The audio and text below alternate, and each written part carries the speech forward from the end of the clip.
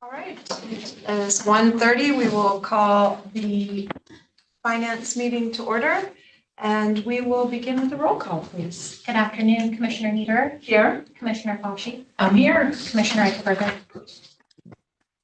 Thank you. We'll open it up to public comment. Is there anyone online? If you would like to make a public comment, please use the raise your hand feature.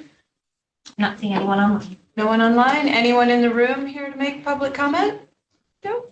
Okay, we'll keep moving on. Next is the approval of the minutes from the February 28th finance meeting. I will move to approve. It's moved and seconded. All in favor say aye. Aye. Aye. All right. First up on the topic of discussion, we have the Chesapeake Bay grant. Looks like Elizabeth Grant is on there. Hello, Elizabeth. Good afternoon, commissioners.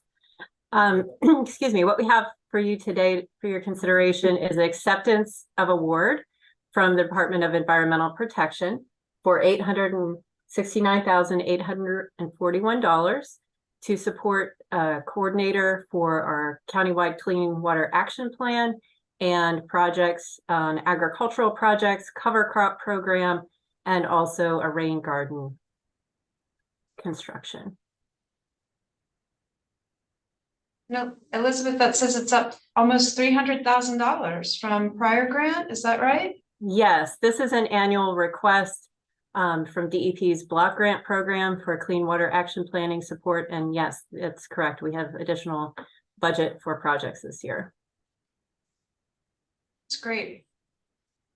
Thank you. Does anyone have questions for Elizabeth this time? I'll move to approve. Second.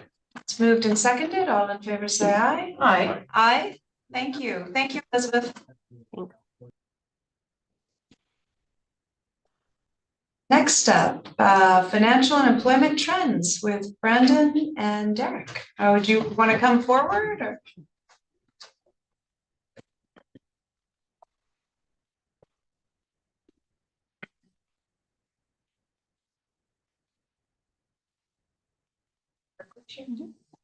Yeah, are you guys gonna?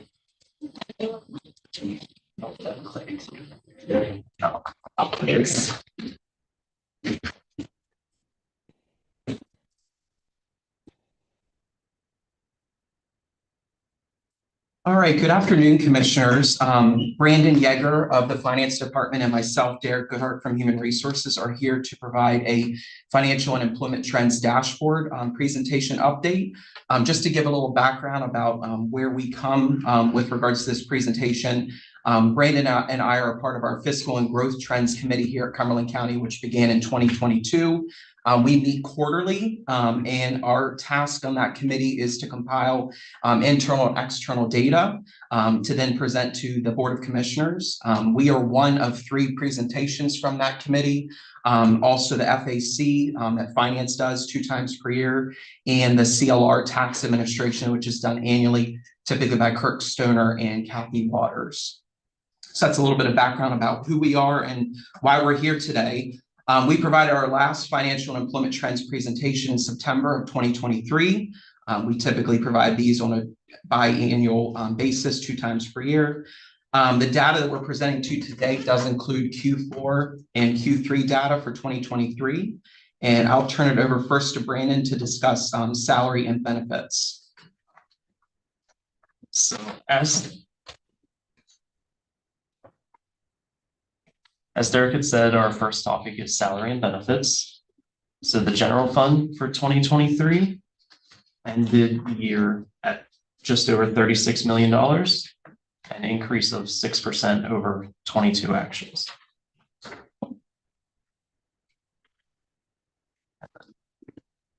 That is a result of the non-union salary increases that employees had received from the wage table adjustments and the steps that employees would have received in July of the 5-factor employees, formerly known as the county DPM. Brandon, could you go back to that prior slide for me for just a second? So I want to make sure I know the general fund salary cost. So that That only includes employees that are paid through the general fund. Is Yes, that correct? So if we have a pass through, say, anything for the courts, that is not included in this number? That if, so for example, if the judges are paid directly from the state, are they included in this? no, that doesn't.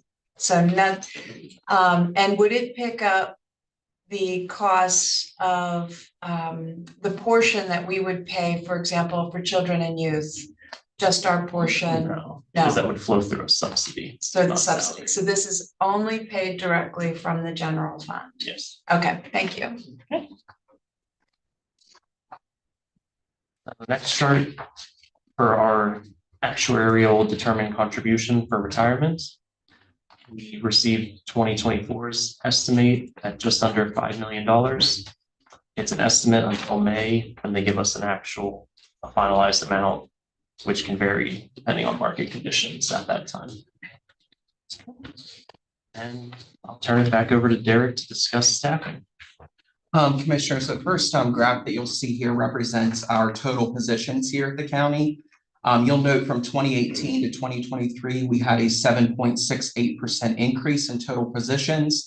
That equates to 80 additional positions during that time frame.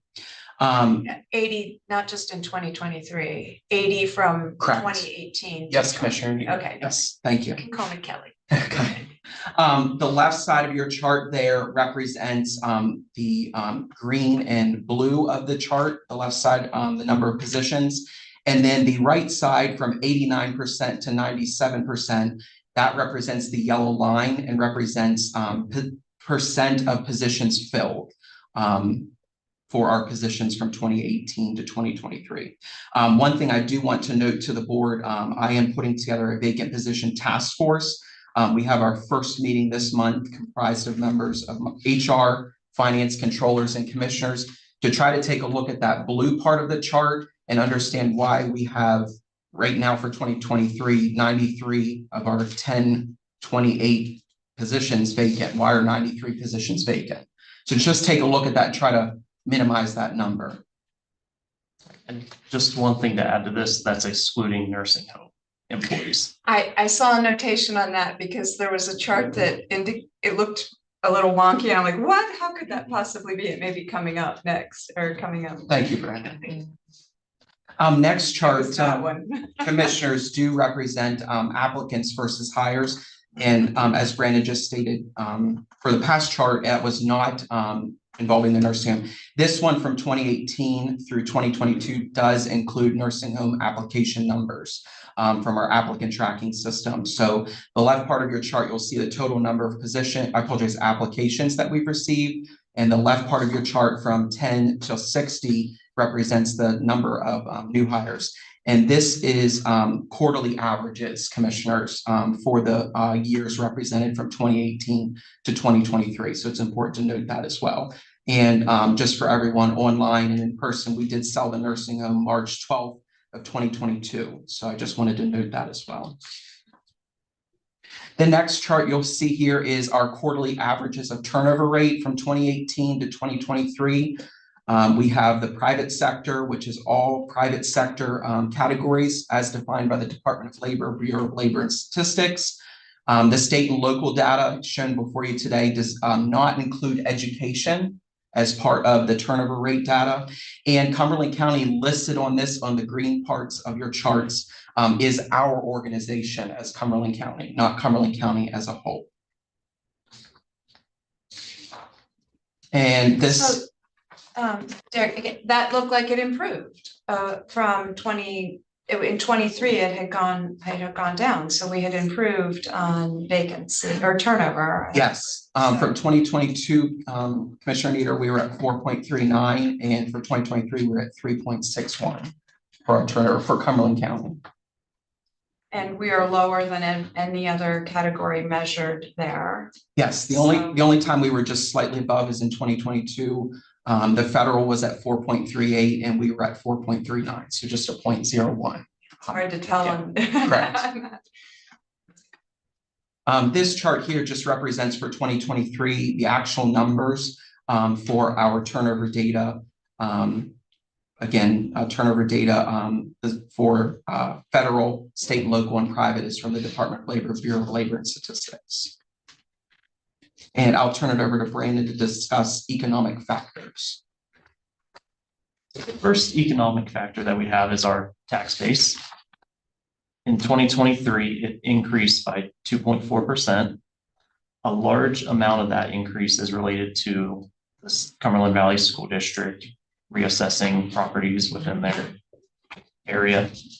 So while some of those properties are being appealed in courts, there is the chance that that could go down possibly 82 million, which would bring it back down to around 2% of an increase for 23, which 1 to 2% is very typical for tax. I think the thing that jumps out there is that from 2013 to 2023, over that 10-year time period, the total base has not grown all that significantly. I mean, it's gone up significantly, but in real terms,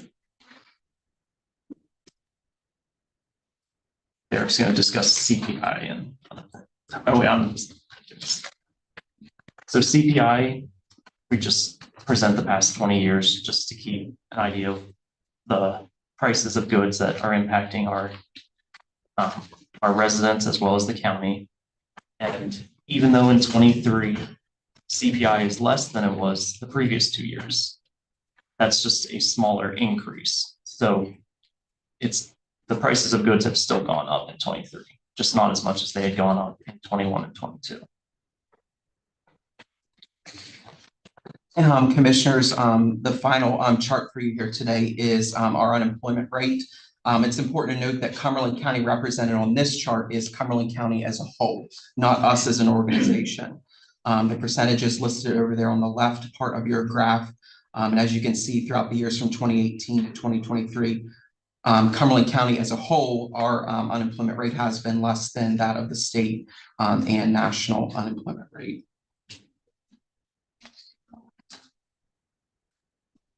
Brandon and I continue to update this data quarterly and will continue making these presentations to the board. We are hopeful that this data will continue to be helpful to you as our board as you consider and make decisions regarding Cumberland County. Are there any questions the board has for Brandon or I today?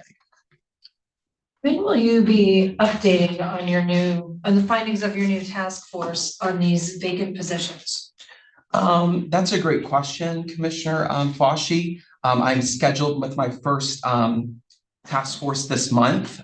So I'm hopeful that once we're able to meet, the plan of that committee is to look at the policies, forms, and procedures in relation to vacant positions and how we're currently handling them and how we could maybe improve and handle them in the future.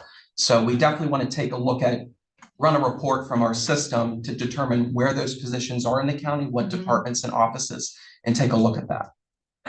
I would be interested, but it doesn't sound like it's in the scope of what you're doing. Are there long-term vacant positions? And are any of these vacant, are they vacant because they're not necessary? I think that's something, Commissioner Fauci, that we can definitely look at with this task force. Yes. Okay. And Derek, in that vein, when you're looking at the turnover and how quickly we are filling positions, are you receiving data from the application system that we're currently using to kind of track that on average, how long it takes us to fill a position? The Kildare, is it Kildare HR. Kildare? Yeah. Some metrics around that, like once it's posted, how quickly you're tracking through that process. And I can appreciate that you don't control some of that when people schedule interviews or when they start reviewing those applications, but I think that would be really interesting for us. Derek, if I may, that's actually one of the performance measures for the HR department that's in the budget document that we Okay. track at annually. Okay, thank you. One thing with regards to that, Commissioner Nieder, with tracking that data in our system, certain positions that we keep open more regularly, like correctional officers and 911 public safety telecommunicators and shorter caseworker positions. Those ones keep open year round. So that data I do take out because that would eschew the numbers, if you will. So I just wanted to call that to the attention of what Holly brought up. So.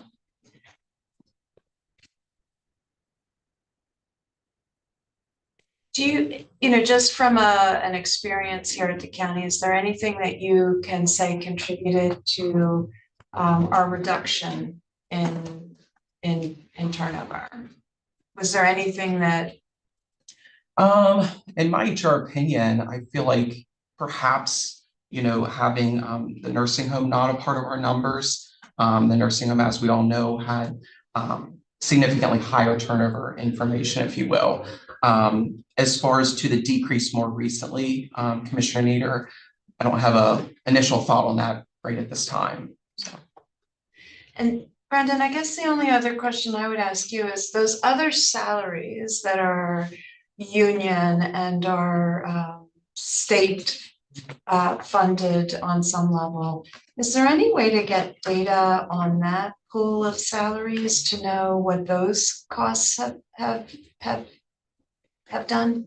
Yeah, I can get that information to you. Okay, because it's probably less necessary on the ones that are completely funded by the state, but if there's the union contracts, I mean, independently, we may know what their increases are, but to see them in mass, that impacts our funding, and we have to cover those costs as well.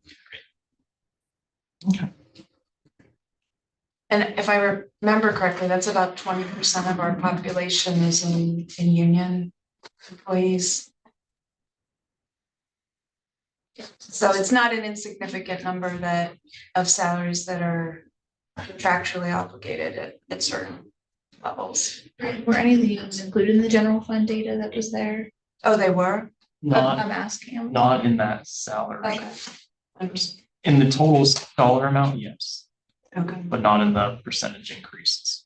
Okay. Since we have 3 different unions, Yes. yeah, that all get different increases from the 5-factor employees.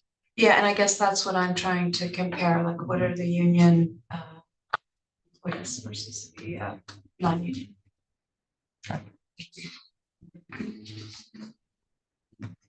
Board, is there any other questions for Brandon or I today? I thank you for your time. Thank you.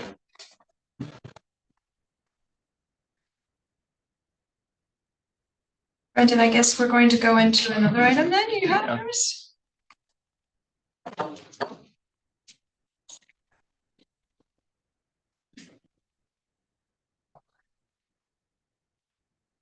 So also.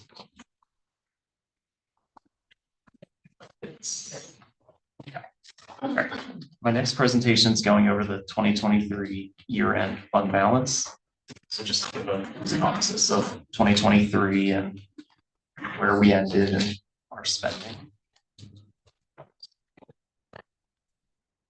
All right, Cumberland County ended 2023 with a $32 million unassigned fund balance.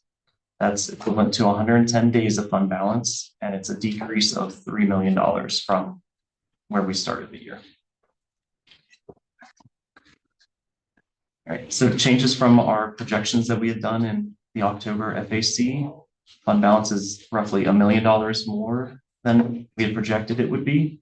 And a large part of that, 800,000, is due to receiving money from the Capital Area Behavioral Health Collaborative for MH. So that decreased our subsidy to MH.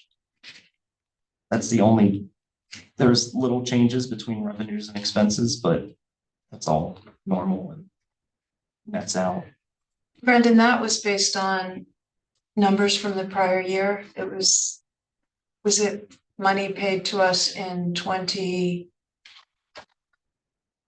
No, It was paid in 23 for the year of 23? it was paid to us in December of 23 3. for fiscal year of 23 to 24. So it was a total of $1.2 million that came to us, and we had $800,000 of subsidy that we could offset in calendar year 23. So we'll have the remainder of that 1.2 to offset in calendar year 24. Okay, thank you. And changes from 2022 actuals. Real estate revenue grew 1.1%.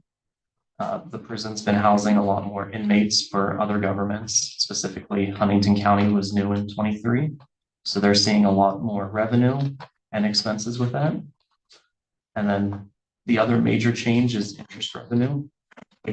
Kelly knows specifically that our interest rates shot up a lot in 23, roughly triple what we had received in 22. And then the amount of cash we had also had gone up 15%. And the cost of those increased interest rates is recorder of deeds and UPI fees went down because fewer people are issuing mortgages and having deeds recorded. So that was the revenue side. On the expense side, salaries had increased 2.2 million. And there is a typo on this slide. It's should be 6%, not 7%, to match the other presentation that we just gave. Benefits increased 1.3 million. The largest part of that is medical insurance rates that we charge departments for our employees increased 7.9%, roughly $750,000. So Brendan, this would not include the, because now employees are beginning to pay a portion of their benefits. That's not calculated in that. Correct, because it started in 24. Thank you. And then prison medical, their contract for inmates' medical needs had increased 45%, as well as just the inmates that they're housing requiring medical services increased 300,000 as well. And then MHIDD subsidy had decreased 2.2 million, and that's from the $1.9 million we received from the state to offset the shortfall MH had, as well as the money from the Capital Area Behavioral Health Collaborative. We've got no guarantee of any subsidy like that coming in this year, calendar year, though. That when those funds were given, were they very clear that this was a one-time subsidy? And then 911 subsidy increased 1.5 million, and that's just due to their uniform surcharge no longer covering all their expenses, and their expenses keep going up and they have that new bond issue that they have to pay. And then just some adjustments to fund balance. The remainder of the ARPA money was earned in 23. That was roughly 14 million.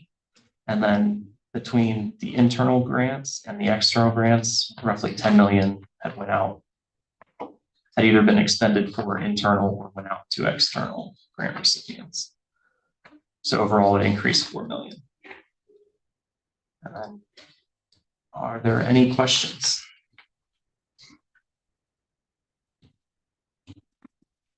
I just want to make sure I understand. So there was 14 million remaining of ARPA, 10.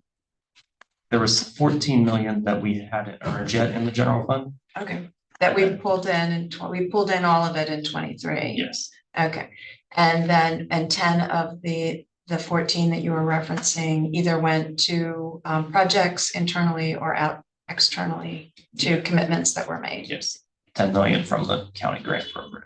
Okay. Yeah, so that leaves county grant and 20 million left for internal and 16 million left for external. And the spend down on that is required by 2025. So is it all this year or do we have through 25? It's the end of 25. So we've met the spend down requirements of ARPA money. So that's cleared out. We pay general fund salary and benefits with that. Our contracts with the external grantees are December 31st, 2023. Okay. And to spend down the remainder of the $16.2 million. Okay. So that could in all likelihood be drawn down within this calendar year by those third-party individuals. External Okay. grantees, correct. Now, the internal projects, we don't have a deadline on timeframe on those.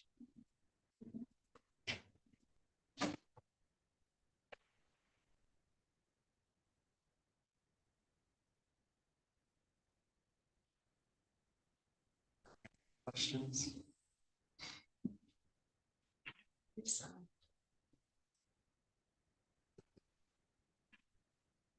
No, I wanted to make sure, I wanted to double check something. No, I'm good, thanks.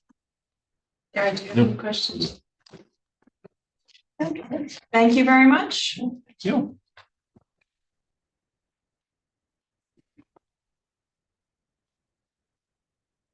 Is there any other business to come before the board this time? Here's not. I'll entertain a motion to adjourn. So moved. We are adjourned. Thank you. Thank you.